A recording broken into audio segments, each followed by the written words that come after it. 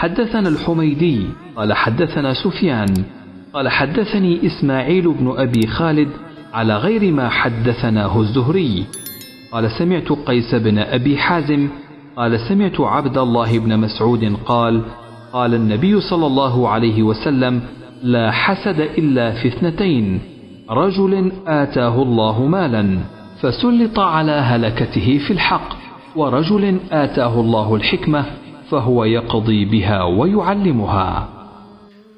बाब इल्म व हिकमत में रश करने के बयान में। तर्जुमा।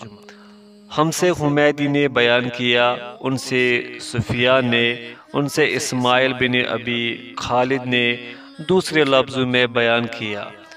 इन लफ्ज़ों के अलावा जो ज़ुहरी ने हमसे बयान किए वो कहते हैं मैंने कैस बिन अबी हाजिम से सुना, उन्होंने अब्दुल्लाह बिन मसूद रज़ियल्लाहु अन्हु से सुना, वो कहते हैं कि रसूलुल्लाह सल्लल्लाहु अलैहि वसल्लम का इरशाद है कि हसद सिर्फ़ दो बातों में जायज़ है।